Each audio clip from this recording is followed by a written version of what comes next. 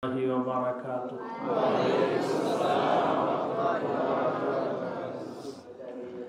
بسم الله الرحمن الرحيم. الحمد لله وكفى وسلام على عباده الذين اصطفى. أما بعد فأعوذ بالله من الشيطان الرجيم. بسم الله الرحمن الرحيم. وربطنا على قلوبهم إذ قاموا آمنت بالله صدق الله مولانا العظيم. এই মজলিস, এই বয়ান যুবক ভাইদের, স্কুল কলেজের ছাত্র ভাইদের উদ্দেশ্যে খুব মন দিয়ে শুনবো। আল্লাহ তাআলা সবাইকে কবুল করে নেন। পবিত্র কোরআনে কারিমে আল্লাহ তাআলা যুবকদের অনেক প্রশংসা করেছেন। একটা ঘটনা আছে, বনি ইসরাইলের কয়েকজন যুবক, আল্লাহ পাক তাদেরকে সহি বুঝ দান করছেন। কয়েকজন বন্ধু একত্রিত হয়ে এই সংকল্প করছে যে আমরা কারো উপরে জুলুম করব না, আমরা কাউকে মারব না, আমরা কাউকে কষ্ট দিব না, আমরা কারোর সাথে বেয়াদবি করব না, আমরা কাউকে মানসিক যাতনা দিব না, আমরা মানুষের উপকার করব, ভালো করব, সম্মান করব। এই সংকল্প করছে। কিন্তু ওই সময়টা ছিল, এরা সবাই ছিল ভিন্ন ধর্মাবলম্বী। তাদের বাপদাদা, পূর্বপুরুষ, বংশের সবাই ছিল খ্রিস্টান হওয়ার কারণে বাপদাদা তারা সবাই মুসলমানদের উপরে অনেক নির্যাতন, জুলুম করত। বাবা মা এরা মানত না আল্লাহকে, যারা মানত তাদের উপরে জুলুম করত। এইভাবে চলছে। কিন্তু তারা দেখছে যে আমাদের বাপদাদা যেটা করে ওইটাই অন্যায়, আর যারা ইসলামের উপরে আছে তারা সঠিক। সুতরাং ছিল মূর্তি পূজারক, আমার মূর্তি পূজারক ছিল বাপদাদা। আমরা কেন দেবতা মূর্তির সামনে মাথা অবনত করব? আমরা করব না। এই যুবকরা সংকল্প করছে আমাদের বাপদাদা যদিও মূর্তি পূজা করে, আমরা করব না। একবার এক মেলা ডাকছে, মেলা হবে, ওখানে মূর্তি পূজাও হবে। ওই যুবকরা যায় নাই। আমরা মেলাতে যাব না, পূজায় যাব না, আমরা তো একজনকেই মানব। কাকে মানব? এছাড়া আমরা আর কাউকে মানব। ওরা কৌশলে মেলায় যাওয়া থেকে বিরত রয়েছে, যায় নাই। যখন সবাই মেলায় গেছে, নজরে পড়ছে যে অমুকের ছেলে আসে নাই, অমুকের ছেলে আসে নাই, অমুকের ছেলে আসে নাই। আল্লাহ আমার যুবক ভাইদের সবাইকে সহি বুঝবার তৌফিক দান করেন। তোমাদের জন্য দুনিয়াটা অনেক কঠিন, আল্লাহকে মানাটা অনেক কঠিন, কিন্তু কঠিন হলেও মানতে রাজি আছি ইনশাআল্লাহ। চতুর্দিকে তো ফিতনা, চতুর্দিকে নাফরমানি, চতুর্দিকে নাফরমানির আওয়াজ তো আছেই, তারপরেও তোমাদের যৌবন কালেরও একটা খাহেসাতের, নাফরমানির একটা খাহেসাত আছে। এই সব মিলা অনেক কঠিন জিন্দেগি তোমাদের। যতই কঠিন হোক না কেন এই কঠিনের মধ্যেই উত্তরণ করতে হবে। পারবো ইনশাআল্লাহ? নিয়ত মজবুত করো, ইমান মজবুত করো, আল্লাহ পাক সব কঠিনকে একেবারে ফু দিয়া উড়াই দিবেন। তোমাদের নিয়ত যদি মজবুত হয়, ইমান যদি মজবুত হয়, যতই শয়তান জাল বিশাক না কেন সব জালকে আল্লাহ পাক মুহূর্তের মধ্যে ছিন্ন করে দিবেন। কিন্তু তোমাদের ইমান এবং নিয়তটা মজবুত হতে হবে। ওই যুবকরা যতই কিছু হোক না কেন আমরা আল্লাহ ছাড়া আর কাউকে মানব না। পাক্কা যখন নিয়ত করছে আল্লাহ পাক তাদের নিয়তকে আরো মজবুত করে দিছে। এখন সবার নজর পইরা গেছে, সবার নজর পইরা গেছে। আল্লাহ পাক আমাদেরকে, আমাদের সমাজকে, আমাদের দেশকে হেফাজত করে বলে আমিন। একটা সময় গেছে, তোমাদের বুঝ হতেও পারে নাও হতে পারে, একটা সময় গেছে একটা স্কুল কলেজের ছাত্র দাড়ি রাখলে সবার সন্দেহর নজর যাইত তার দিকে। কি কোনো জঙ্গি সংগঠনের সাথে জড়িত আছে কিনা? বলো নাউজুবিল্লাহ। মুসলমানের ছেলে দাড়ি রাখবে, দাড়ি রাখছে কে? খবর দাও তো, তোমার ছেলে কোনো হুজুরের সাথে, কোনো জঙ্গির সাথে। আর হুজুর মানি তো সব জঙ্গি। এমন একটা পরিবেশ আমাদের দেশে একটা সময় গেছে, ওটা নিয়ে আমাদের আলোচনার দরকার নাই, কিন্তু গেছে। তোমাদের হয়তো বুঝ হতেও পারে নাও হতে পারে, যেহেতু আমরা ইলেনে আসি, আমাদের পরীক্ষা দিয়ে আমাদের আসতে হয়েছে। যাই হোক, ওরা পাক্কা নিয়ত করছে কিছু করবে না। এখন বাপদাদারা ওদেরকে মেরে ফেলবে, এই 7 জন 8 জনকে মেরে ফেলবে সিদ্ধান্ত নিছে। কেন? ওরা আমাদের ধর্ম মানে না, ওদেরকে এই ছেলের দরকার নেই, আমরা মেরে ফেলবো। এটা যখন ওই 7 জন যুবক টের পাইছে, তো ওরা বলছে আমরা এই মা বাবারই দরকার নাই, যে মা বাবা আল্লাহর নাফরমানির জন্য আমাদেরকে বাধ্য করে, ওই মা বাবারই দরকার নেই। ওরা বাড়ি থেকে পলায় গেছে।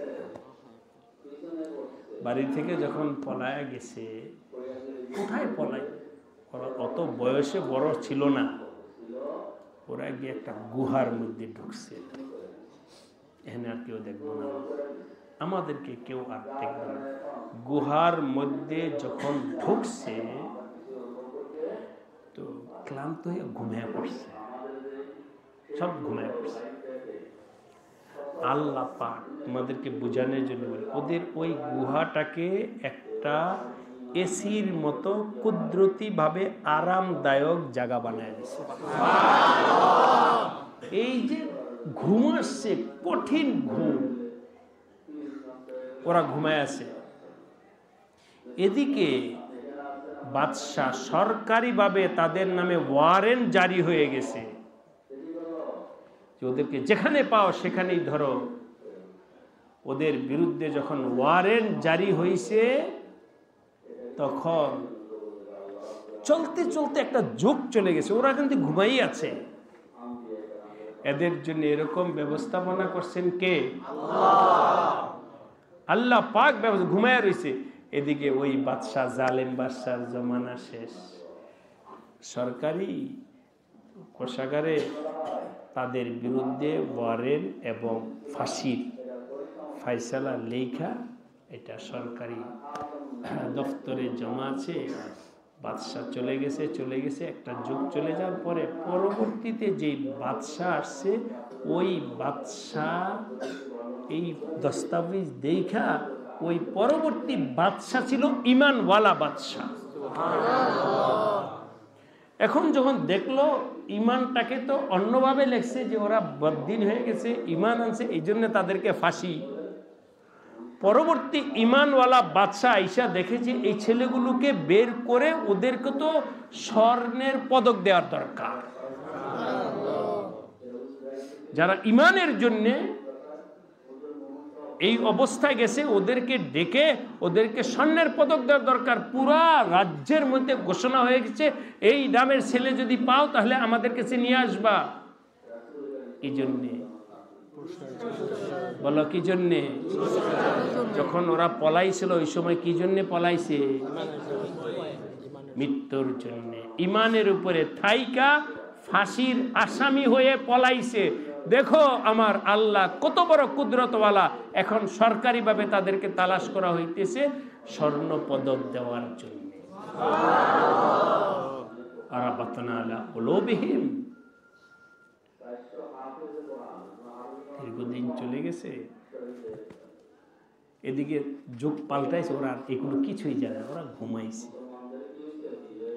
ঘুম থেকে ওঠার পরে একটু একটু ক্ষুধা লাগছে, পরামর্শ কি করা যায় দোস্ত, আমাদের কিছু কিছু টাকা আছে, বাজার থেকে গিয়ে কিছু চিড়ামুড়ি কিনে নিয়ে আয়।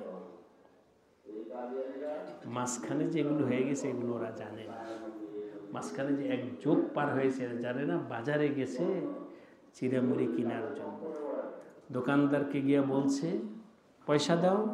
পয়সা দেওয়ার পরে দেখে আরে এটা তো ব্রিটিশ আমলের পয়সা।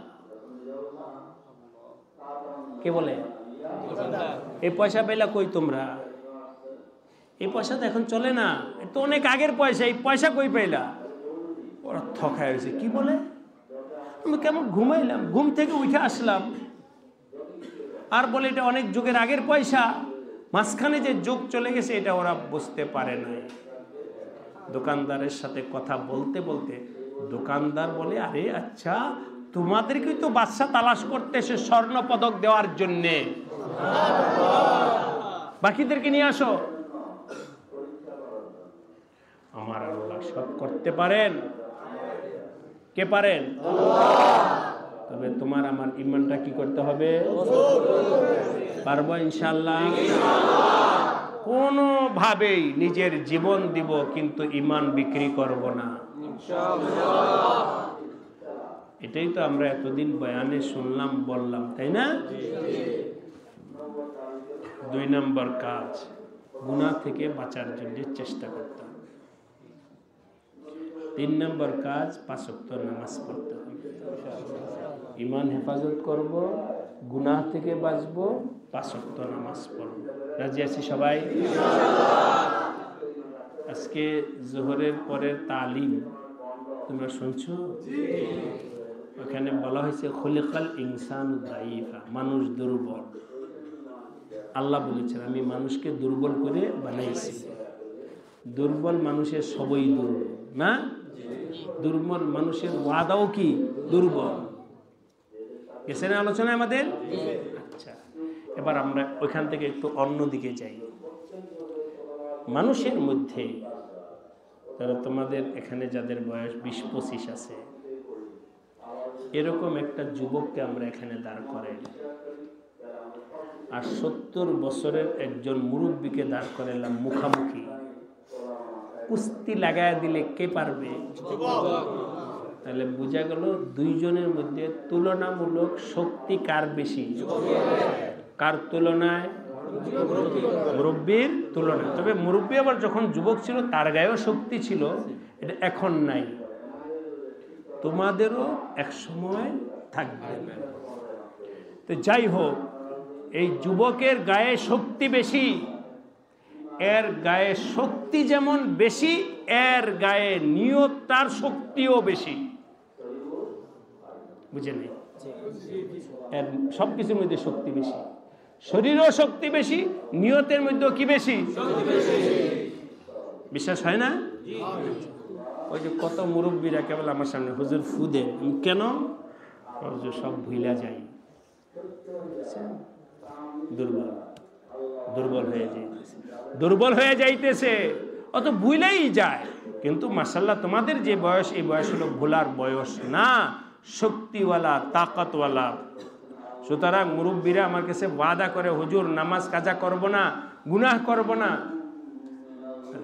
আজও গুনাহ করব না, নামাজ কাজা করব না, এই নিয়তটা মুরব্বীরা করছে। এই নিয়তটা এই নিয়তটা যুবকরাও করছে। কার নিয়তটা মজবুত বেশি? সুতরাং এই নিয়ত করো 3টা কাজের উপরে। 1 নাম্বার হলো ঈমান, 2 নাম্বার গুনাহ থেকে বাঁচা, 3 নাম্বার যদি তোমরা পাক্কা নিয়ত করো আমার আল্লাহ বিলকুল সহজ করে দিবেন। আল্লাহ সবাইকে তৌফিক দান করেন। আমরা যা বললাম এটাই সত্য, এটাই বাস্তব। এর খেলাফ যেগুলো আছে এগুলো যতজন যা কিছু বলুক, আমার মনও যদি বলে তাহলে তারপরও বলবো সেটা ভুল। কোরআন যেটা বলে, ঈমান যেটা বলে ওইটাই সঠিক। আমার মন, আমার বন্ধু, আমার দোস্ত যা বলে সব কি ভুল। আল্লাহ তোমাদের সবাইকে নিজের জীবন সুন্দর করার তৌফিক দান করেন, হকের উপরে থাকার তৌফিক দান করেন, সত্য সাহসওয়ালা জিন্দেগি দান করেন।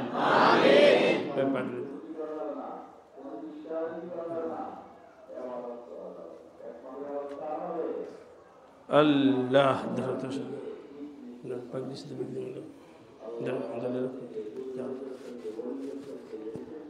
রুমাল দিছিল একজন একজন পিঠে হাত এভাবে হাত